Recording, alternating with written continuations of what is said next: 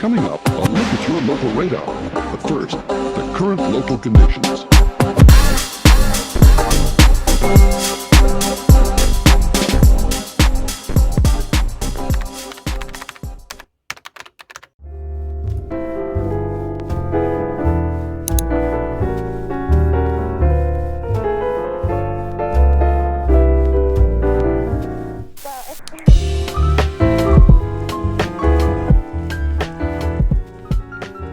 Ce week-end, c'est un petit peu spécial parce que c'est mon anniversaire, mais chaque année, je ne fais rien normalement pour mon anniversaire parce que le problème quand t'es né l'été, c'est qu'il n'y avait jamais personne quand t'étais petit pour faire ton anniversaire, donc t'as pas pris l'habitude d'organiser des fêtes parce qu'il n'y avait jamais personne. Mais une de mes résolutions cette année, je vous en avais parlé, c'est de me célébrer et de vraiment célébrer toutes les choses qui méritent d'être célébrées.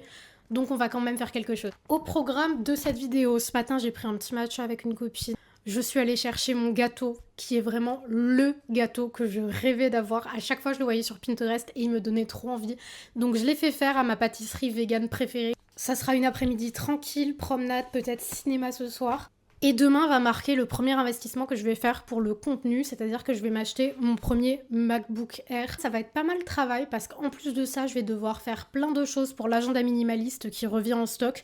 Donc toutes les photos, refaire le site. Donc je vais vous montrer un petit peu comment je m'organise pour quand j'ai un lancement, parce qu'au moment où vous voyez cette vidéo, ça sortira dans 4 jours puisque ça sort le 13 août. Donc je vais tout préparer parce que je me prépare toujours plusieurs semaines à l'avance pour un lancement pour que tout soit super fluide. Donc un week-end tranquille, quand même un petit peu productif parce que j'ai quand même un petit peu de travail à faire, mais qui sera quand même chill parce que cette année on essaye d'être certes productif mais surtout plus efficace pour avoir plus de temps pour soi. Et bien évidemment mon week-end je l'ai organisé dans l'agenda minimaliste, donc tout est organisé en time block. Le mien ça faisait 1 an que je l'avais, il était terminé, il était surtout dans un état déplorable parce qu'à chaque fois je le balance à au fond de mon sac, je renverse du café dessus et tout, donc là vraiment d'en avoir un tout neuf, mais quelle grâce.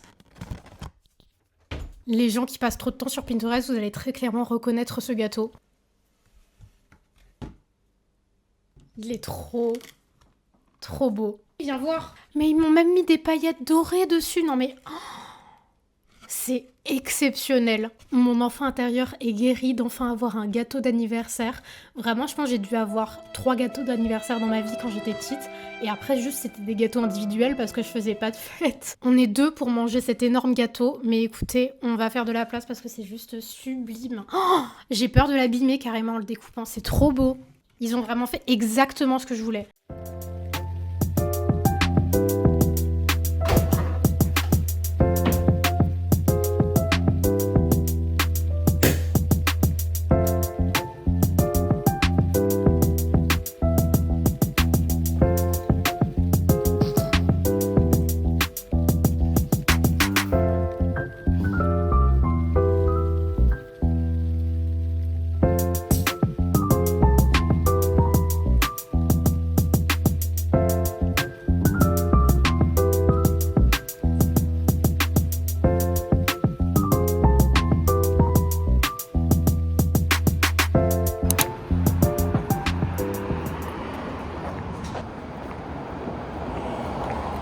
J'ai vraiment cru que j'allais jamais pouvoir me lever. Hier, on est allé voir l'Odyssée, sauf que le film durait 3 heures et qu'on est allé à la séance de 22h, ce qui fait qu'on est rentré à la maison à genre 2h et le lendemain matin. Donc aujourd'hui, j'avais mon soin pour le visage. Ça fait quasiment 6 mois maintenant que je suis suivie par la clinique French Med Spa qui me fait des soins pour le visage pour m'aider à rééquilibrer ma peau et qui m'aiguille aussi sur ma skincare routine. Et franchement, bon là, j'ai vraiment zéro make-up.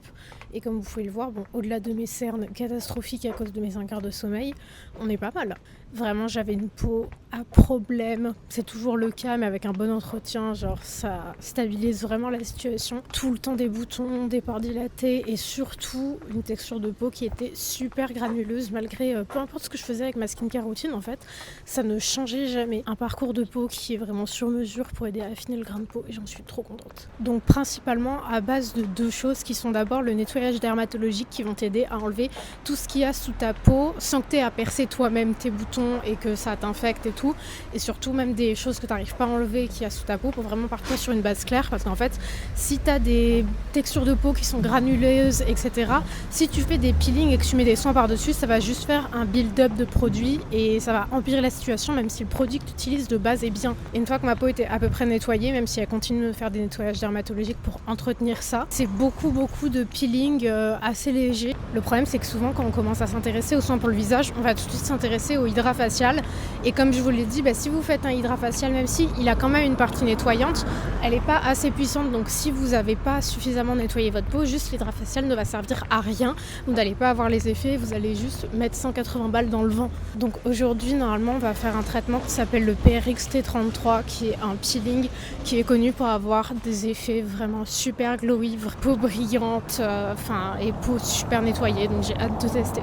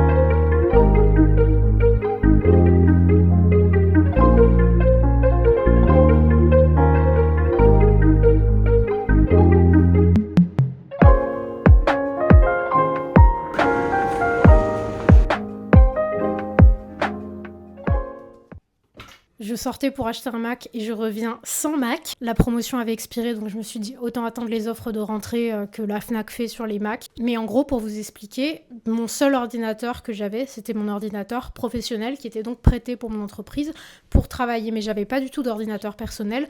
Quand j'avais vraiment besoin d'un ordinateur, je faisais sur mon ordinateur professionnel, mais sinon je pouvais faire plein de choses comme faire une miniature. Et également, je fais l'intégralité de mon montage, que ce soit TikTok ou YouTube, sur mon téléphone. Sauf que là, bien évidemment, puisque mon travail se termine dans 5 jours, je vais devoir rendre mon ordinateur, donc il était grand temps d'en acheter un. J'ai jamais vraiment investi dans les ordinateurs. À chaque fois, j'achetais les ordinateurs de merde type Chromebook à 200 € juste pour vraiment faire du traitement de texte. Vraiment, j'ai jamais vu l'intérêt d'investir dans un ordinateur et encore moins un ordinateur Mac, encore les ordinateurs gaming, etc. Je comprends, mais pour un Mac, je comprends pas du tout. Après, c'est vrai qu'au travail, je me suis habituée à l'utiliser, donc j'ai envie de rester sur ce support. Et surtout pour la connectivité, c'est aussi plus simple de pouvoir s'envoyer très facilement les vidéos. Et je pouvais pas me contenter d'un Chromebook parce que j'aimerais bien pouvoir évoluer et également faire mon montage sur mon ordinateur potentiellement plus tard. Parce qu'un autre investissement que je vais faire dans quelques semaines, je compte m'acheter une caméra, donc très bientôt vous aurez une très bonne qualité vidéo. Je pense que je vais prendre la Sony ZV-E10 et donc si j'ai une caméra, je pense que mon téléphone ne va pas supporter le poids des vidéos puisqu'elles seront beaucoup plus conséquentes en termes de qualité, donc j'aurai besoin de faire du montage sur l'ordinateur. Déjà, je trouve ça délirant de dépenser 1300 € dans un ordinateur, même 1400 maintenant. C'est pour ça que vivement les offres de rentrée pour pouvoir économiser un petit peu, parce que je trouve que c'est beaucoup trop pour ce que c'est.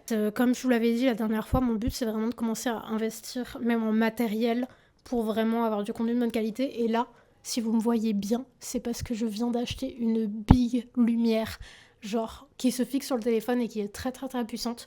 Donc comme ça, vous pouvez me voir beaucoup mieux. VS, avant, je n'avais pas de lumière, je vais l'éteindre, vous allez voir. Voilà, normalement, ça serait comme ça. Donc vraiment, ça change tout.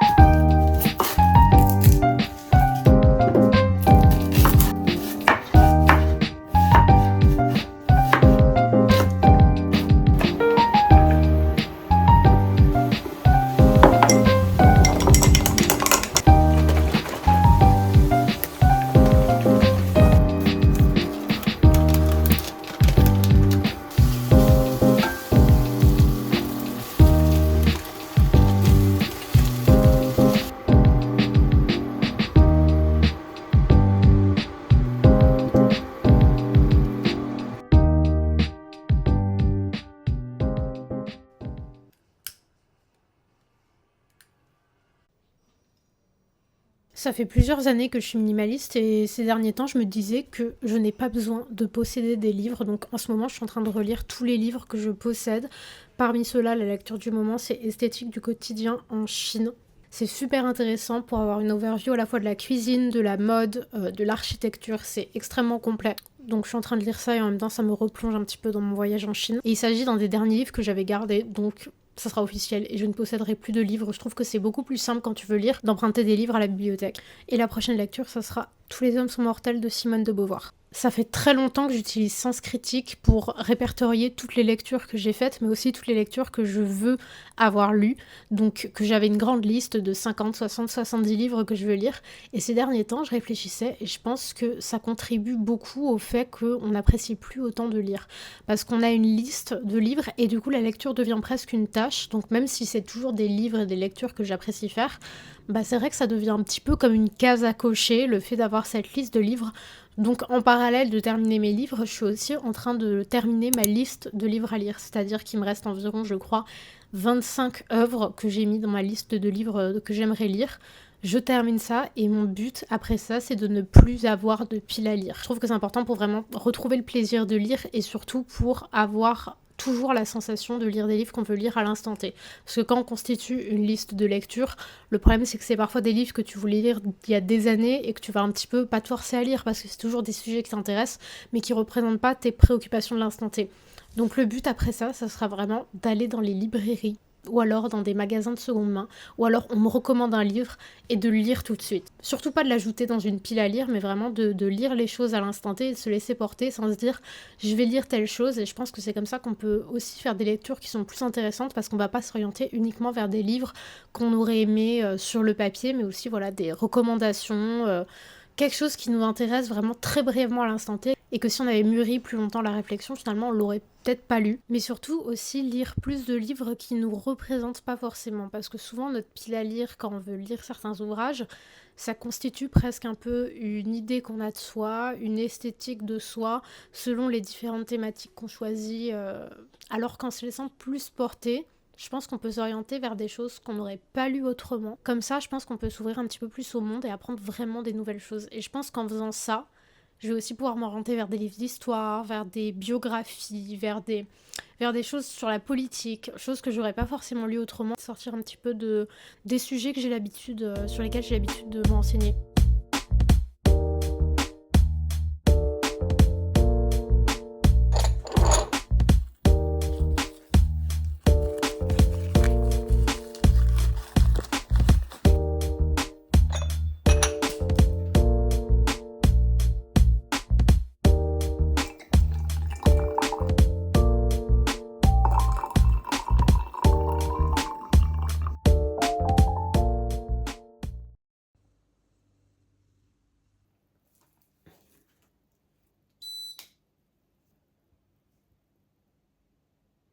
En ce moment, j'ai tellement de mal à me lever. En fait, vu que mon copain et moi, on a des horaires très très différents et que lui, il va rentrer très très tard, et donc aussi se lever très tard parce qu'il travaille très tard, bah en fait, mon rythme en pâtit énormément et j'ai beaucoup de mal à garder un rythme du matin.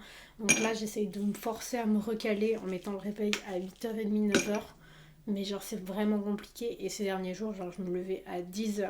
Et j'ouvrais les yeux directement, et parce que puisque c'est mes derniers jours de télétravail, genre j'ouvrais les yeux et je me mettais directement sur l'ordi, ce qui est la pire chose à faire. Donc là, mon intention du moment, c'est de réussir à me recaler sur un rythme correct, donc un réveil vers 8h. Après, sinon, t'as l'impression d'avoir perdu ta journée. Même en me réveillant tard, j'ai du mal à me lever. Enfin, c'est pas du tout un rythme qui me correspond. Donc, il y a des moments avec et il y a des moments sans. Là, en ce moment, c'est un moment sans. Par moments, j'arrive à garder cette routine. Mais ouais, c'est assez compliqué parce que ça demande beaucoup de discipline de dire, bah, non, on va pas discuter ce soir. Genre, juste, je vais me coucher alors que t'es même pas encore rentré. Et aussi, donc, moins parler.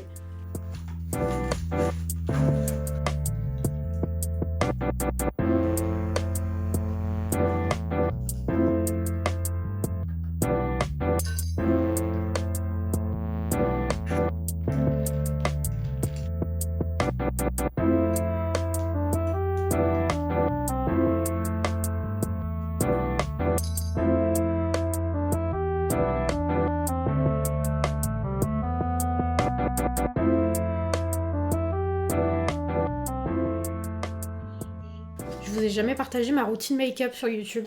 Je suis minimaliste, donc j'ai quasiment pas de produits. Je fais un teint très très naturel, donc j'utilise juste du correcteur. J'utilise celui-ci. Et j'en mets juste aux endroits où il y a un petit peu de rougeur. Là j'ai quand même pas mal de rougeur vu que j'ai fait mon soin du visage hier, donc il faut le temps que ça cicatrise. Sinon d'habitude je mets un petit peu moins de correcteur que ça. J'aime tellement la texture de ce correcteur, il est archi naturel.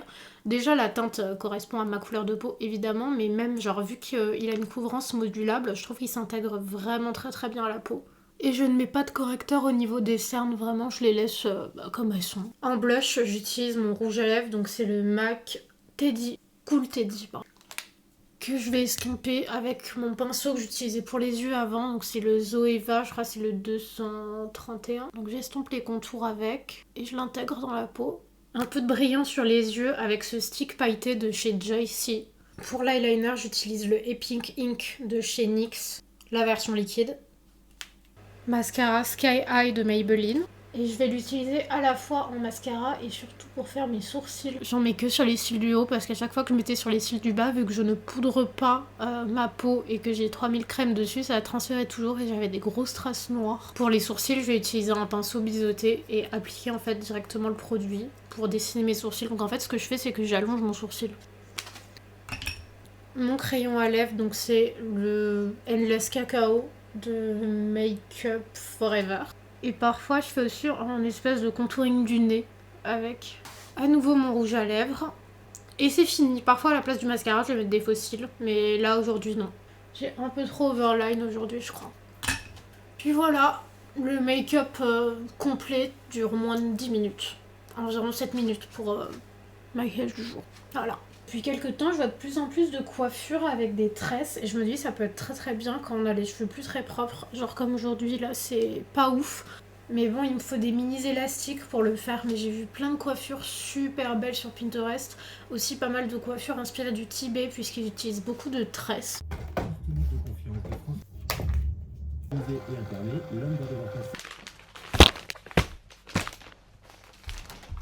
J'ai pas mal de commandes à préparer pour aller envoyer toutes vos commandes du carnet Abondance et du carnet Sororité à la poste. Donc je suis allée à la cave, j'ai tout récupéré, j'en ai préparé plein.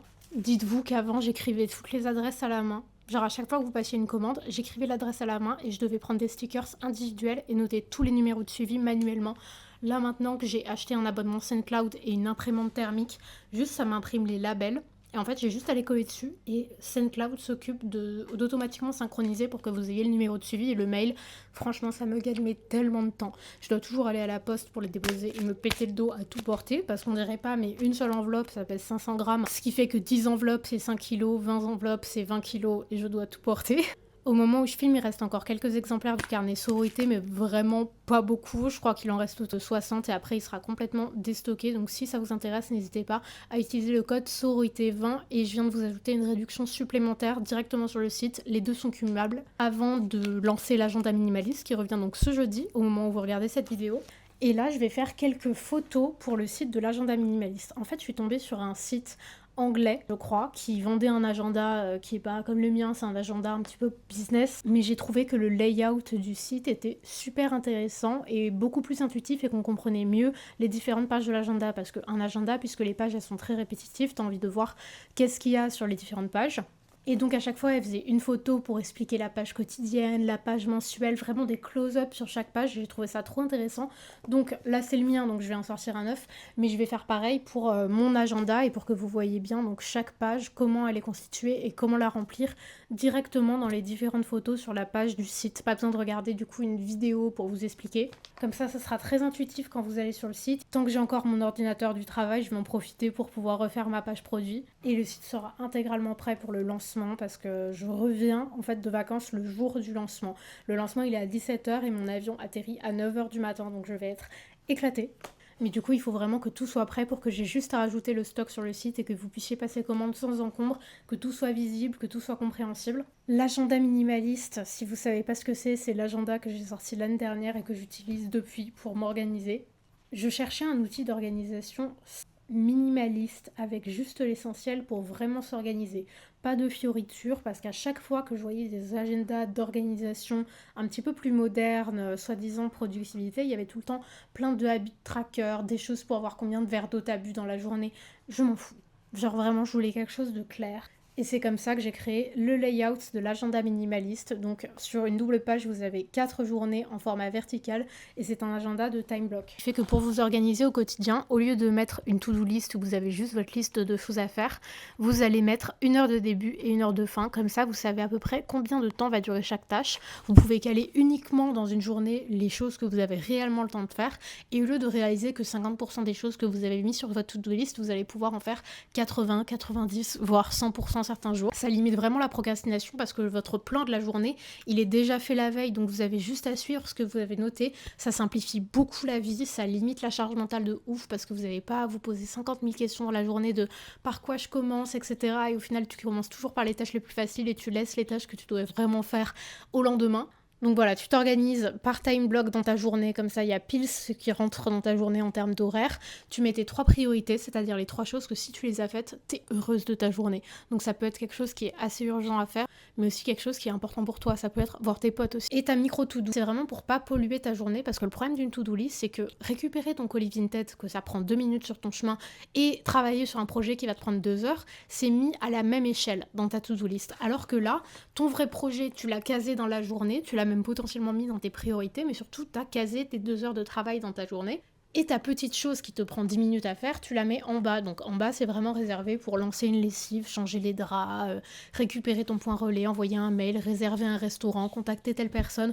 Les petites choses comme ça qui te parasitent ton esprit normalement, ils ont leur propre petite case. Donc ça, c'est la page principale et surtout, l'agenda est non daté. Comme ça, si tu pars en vacances, tu perds pas de page. Donc même s'il y a 365 jours non datés, il va te durer plus longtemps parce que si t'as un week-end où t'as envie de rien foutre, t'as envie de rien planifier, en fait, tu planifies pas et tu perds pas de page. T'as une overview mensuelle où tu vas pouvoir voir tes événements et également tu mettre des priorités et ta to-do list du mois. Et la nouveauté dans l'édition de cette année, c'est vraiment la double page projet. Si vous avez mon template Notion et que vous avez déjà vu comment je m'organise sur Notion, vous savez de quoi je parle. Je m'organise sous format projet, c'est-à-dire que je fais un peu des runs. Si j'ai un nouvel agenda à sortir, je vais mettre que je travaille dessus de tel mois à tel mois. Et dans cette double page, vous pouvez donc mettre vos projets, vos focus, et pour pas trop organiser de choses à la fois. Par exemple, si vous avez des examens, vous notez votre période d'examen et vous savez que vous n'allez pas travailler sur un autre projet en même temps. Et comme ça, vous voyez un petit peu vos focus du moment, mois après mois. Bref, c'est très pratique pour avoir une overview projet de l'année. Une double page d'objectifs comme l'année dernière avec tes objectifs par trimestre, donc toutes les choses que tu veux atteindre et toutes les choses que tu veux faire, un petit peu tes priorités. Par exemple, j'ai mis pour le trimestre 2, j'aimerais bien aller en Égypte. Pour le trimestre 4, j'aimerais bien atteindre les 230 000 € de patrimoine et les 100 000 abonnés sur YouTube. Enfin, vous voyez, vous mettez un petit peu vos objectifs, mais aussi des choses que vous voulez tester. Par exemple, si vous voulez tester un cours de tir à l'arc, vous le mettez. Et les objectifs plus globaux, c'est un petit peu vos rêves vers lesquels vous voulez avancer. Par exemple, j'ai mis lancer ma nouvelle marque, j'ai mis certains voyages, j'ai mis déménager, avoir un chat, etc. Et puisqu'il est non daté, vous pouvez retrouver tous les numéros de l'année sur 2 ans, parce que puisque pour certaines personnes ça va durer plus longtemps si vous partez souvent en vacances et que vous n'avez pas envie de l'utiliser tous les jours, vous avez 2 ans avec tous les numéros des mois, et comme ça vous avez juste à les reporter sur votre page mensuelle et quotidienne. C'est ultra rapide, je m'organise dedans quotidiennement. Moi je viens de commencer mon 2e, mais le premier je l'avais terminé et saigné, et surtout c'est un format pratique. L'agenda il fait environ 200 grammes, donc vous pouvez le mettre très facilement dans votre sac à main, même si c'est pas un gros sac. Moi mon sac à main c'est un tout petit sac et ça rentre sans souci dedans. Et comme ça, il vous accompagne au quotidien. Donc je vais faire quelques photos des différentes pages pour pouvoir repimper le site, et après je vais m'occuper du site.